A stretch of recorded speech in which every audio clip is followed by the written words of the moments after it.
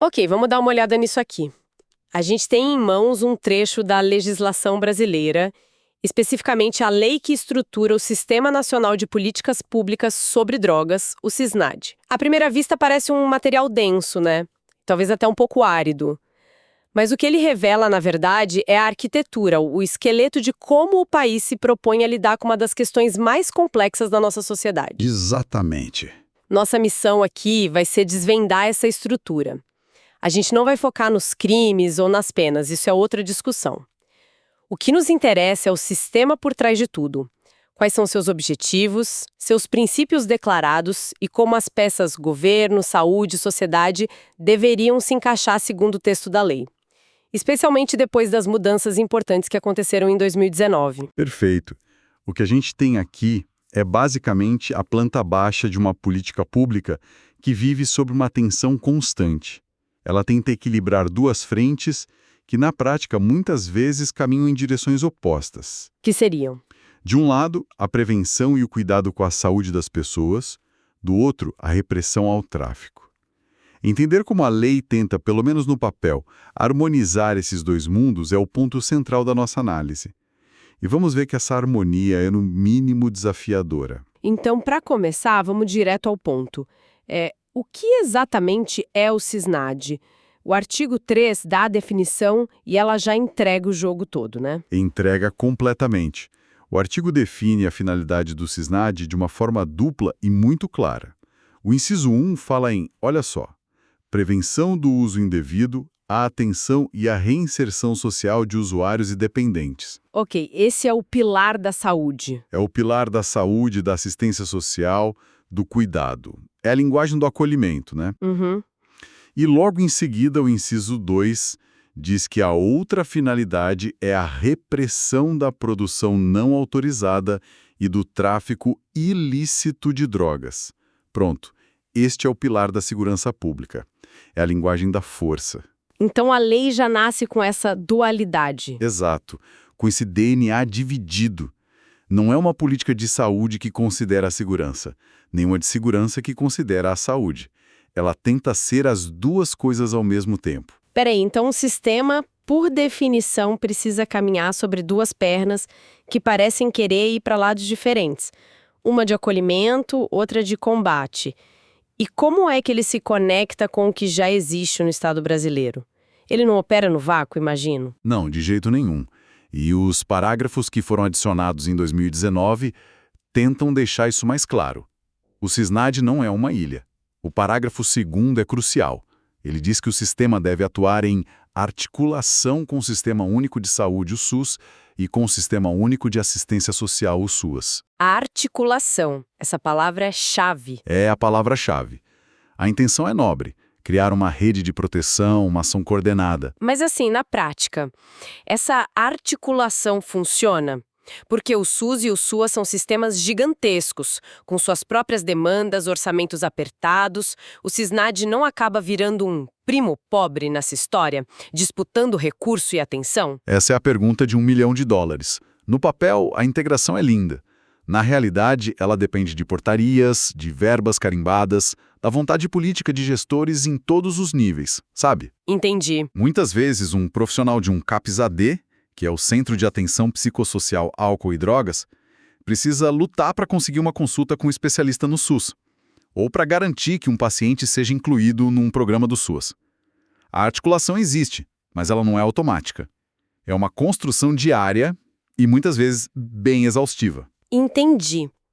A lei aponta a direção, mas não pavimenta a estrada. Agora, vamos para a parte que me parece fascinante. O artigo 4º, que lista os princípios do sistema. Não é todo dia que uma lei se dá o trabalho de detalhar a própria filosofia. É quase um manifesto de intenções. E que manifesto? Alguns princípios são, assim, extremamente progressistas e reveladores. O primeiro de todos, o inciso 1, é o respeito aos direitos fundamentais da pessoa humana, especialmente quanto à sua autonomia e à sua liberdade. Isso é muito forte. Coloca o indivíduo no centro. Teoricamente, coloca o indivíduo e sua dignidade no centro de tudo. A política não deveria ser sobre a substância, e sim sobre a pessoa. Só que esse princípio de respeito à autonomia parece entrar em rota de colisão direta com outras práticas que o próprio sistema às vezes endossa, como a internação involuntária, por exemplo. Como a lei lida com essa contradição? Ela convive com a tensão. A lei não proíbe essas modalidades de internação que são reguladas por outra legislação. O que o princípio faz é estabelecer um ideal, um norte. Tá? Uma referência. Exato. Ele serve como um argumento legal para que a internação seja sempre o último recurso e não a primeira opção. É uma ferramenta para defensores de direitos humanos, para profissionais de saúde, mas a contradição está lá, sem dúvida. É o reflexo de uma sociedade que ainda não se decidiu, né? Sei. E tem outro princípio que me chamou a atenção, o inciso V. Fala da promoção da responsabilidade compartilhada entre Estado e sociedade. Isso soa bem, mas não pode ser uma forma de o Estado diluir a própria responsabilidade? É fácil falar em dividir a carga quando o investimento público é baixo. É um ponto muito crítico. A ideia é poderosa se significar que a sociedade civil, as universidades, as comunidades, que todos são chamados a contribuir. O risco, que você apontou muito bem, é quando isso vira desculpa para o Estado se omitir. Do tipo, a sociedade precisa fazer sua parte. Exatamente, que pode significar o governo não tem orçamento para isso. A interpretação desse princípio define se ele é um convite à colaboração ou, enfim, uma carta de alforria para a ineficiência estatal. E no meio disso tudo, tem um princípio que parece tentar ser o juiz dessa briga. O inciso X. Ele menciona a necessidade de equilíbrio entre as atividades de prevenção e de repressão. A própria lei admite que essa balança existe. Mas ela oferece algum mecanismo para forçar esse equilíbrio ou é só uma declaração de boas intenções? É majoritariamente uma declaração de intenções. A lei não diz, por exemplo, que 50% do orçamento vai para a saúde e 50% para a segurança. Não tem uma regra clara? Nenhuma. Na prática, a gente sabe, a balança pende violentamente para o lado da repressão.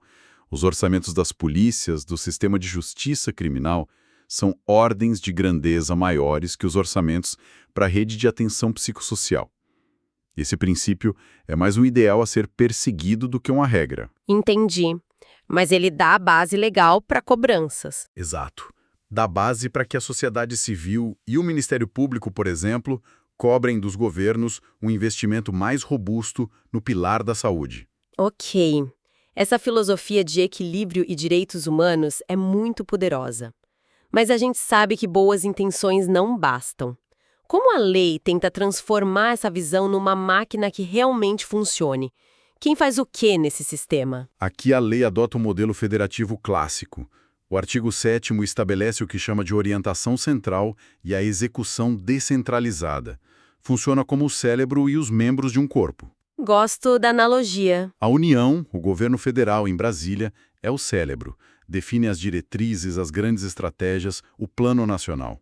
Mas a execução, a ação no dia a dia, acontece nos estados e principalmente nos municípios. São os membros, que estão mais próximos da realidade local. Certo. Vamos detalhar o papel desse cérebro, então. O artigo 8º-A, que foi incluído na reforma de 2019, lista uma série de competências da União.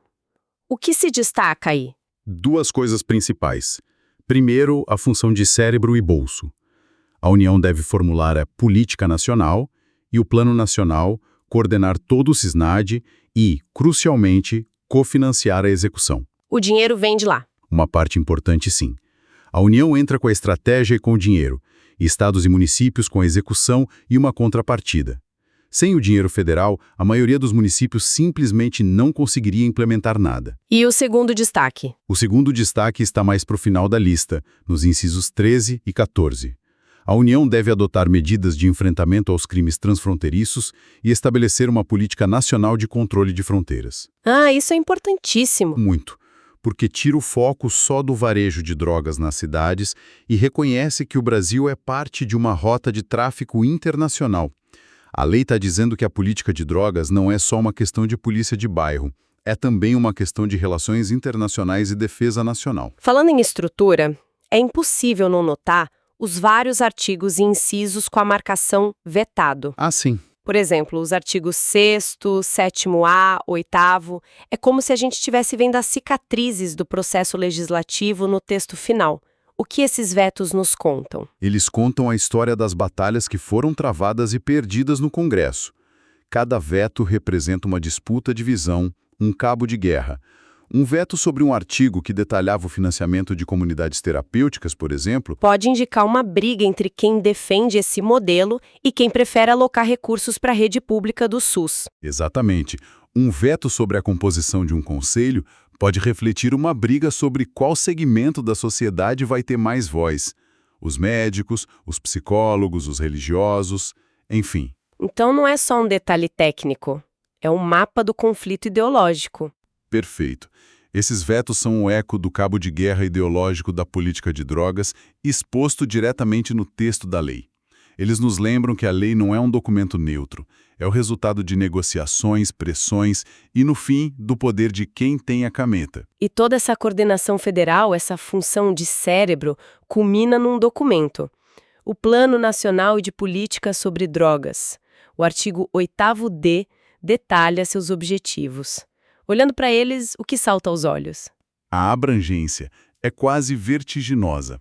O inciso 1 fala em integrar áreas como saúde, educação, trabalho, assistência social, cultura, desporto, lazer. É uma visão absolutamente holística. É reconhecer que o problema é muito mais amplo. Sociais, mas com uma rede de suporte social completa. É sobre oferecer oportunidades, propósito, pertencimento. E o foco na reinserção parece ser muito forte. Lendo os incisos, a impressão que dá é que este é menos um texto sobre drogas e mais um plano de desenvolvimento social para um público específico. Sem dúvida. O inciso 4 fala em melhoria de sua escolarização e a qualificação profissional do usuário. Isso é o básico. Mas o inciso 9 vai muito além. Ele propõe um estímulo a redes de economia solidária e o cooperativismo. Nossa, isso é... É sobre promover autonomia, empreendedorismo social, criar alternativas econômicas para comunidades inteiras que, muitas vezes, só têm o tráfico como opção. É dar à pessoa uma perspectiva real de futuro. uma razão concreta para se manter em recuperação. Isso é surpreendente. É uma visão muito mais sofisticada do que o debate público geralmente apresenta. E esse plano tem um prazo de validade, certo? Sim, e isso é um mecanismo de governança muito interessante. O parágrafo 1º define a duração de 5 anos. Isso obriga o poder público a, periodicamente, sentar, reavaliar o que funcionou e o que não funcionou e atualizar as estratégias. Em tese, impede que a política fique estagnada. Exato. Em tese. Na prática, claro, também abre a porta para que cada novo governo tente reinventar a roda, gerando instabilidade. Mas a intenção de forçar uma avaliação periódica é muito positiva. Ok, então temos um sistema com duas frentes, uma filosofia complexa e um plano de ação abrangente. Mas como se mede o sucesso ou o fracasso de tudo isso? Como o sistema sabe se está funcionando? Os últimos artigos que temos aqui, o 16 e o 17, tentam responder a isso. Eles criam 2 fluxos de informação, quase como 2 painéis de controle monitorando lados diferentes da mesma máquina. 2 painéis, ok. O artigo 16 foca no pilar da saúde. Ele determina que instituições de saúde e assistência social devem comunicar às autoridades sanitárias os casos atendidos e os óbitos. Mas tem um detalhe crucial: preservando a identidade das pessoas. É uma coleta de dados de saúde anonimizada. Exatamente. O objetivo não é vigiar indivíduos, é entender o perfil epidemiológico. Que substâncias estão causando mais problemas? Em qual faixa etária? Em que regiões? É para gerar inteligência para a saúde pública. Entendi. E o outro painel de controle? Outro painel é o da segurança, no artigo 17.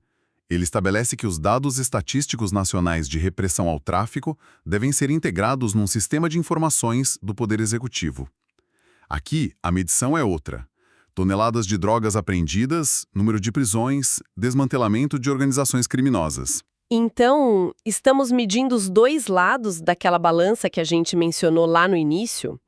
De um lado, o impacto humano na saúde, do outro, a efetividade da repressão. A grande questão é, esses dois painéis conversam entre si? Essa é a esperança. Alguém no governo senta e olha para os dois ao mesmo tempo para ter uma visão completa? Essa é a esperança, mas raramente é a realidade. O mais comum é que o Ministério da Saúde olhe para os seus dados e o Ministério da Justiça olhe para os seus.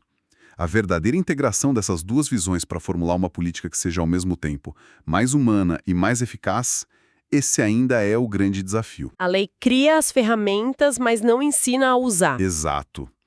Ela cria as ferramentas para medir, mas a sabedoria para usar essas medições de forma integrada é uma questão de prática política. Então, ao final desta análise, a imagem que fica é a de um sistema extremamente complexo e, assim, ambicioso. O CISNAD, no papel, é uma estrutura que busca a quadratura do círculo, conciliar cuidado e reinserção social com a repressão ao tráfico, tudo isso baseado em princípios de direitos humanos. É uma peça legislativa cheia de tensões. O que é fascinante aqui é exatamente essa tensão inerente que está formalizada e escrita na lei. Não é um defeito, é uma característica do sistema. É um arcabouço que tenta manter em equilíbrio uma abordagem de saúde pública que vê o usuário como um sujeito de direitos que precisa de cuidado, com uma de justiça criminal que vê o tráfico como um crime a ser combatido. O sucesso ou o fracasso de tudo depende de como essas duas perspectivas, que são filosoficamente conflitantes, são articuladas no dia a dia. E essa articulação não acontece no vácuo. Ela acontece através das políticas, dos orçamentos e principalmente dos profissionais que estão na ponta, né? Exatamente. O policial na rua, o médico no posto de saúde, o assistente social no CRAS. São eles que, no final das contas, decidem para qual lado a balança vai pender em cada caso individual. A lei dá o mapa, mas eles são os navegadores. Uma responsabilidade imensa. Gigantesca. E isso me leva a uma reflexão final. A lei menciona repetidamente a participação social e a responsabilidade compartilhada como princípios. Sim. Isso levanta uma questão importante para a gente pensar. O que na prática significa essa participação? E, talvez mais importante, quem compõe essa sociedade que é chamada a participar? Quando se cria um conselho ou se faz uma audiência pública, quais vozes são de fato ouvidas e quais são sistematicamente silenciadas na construção de uma política tão delicada e multifacetada como esta?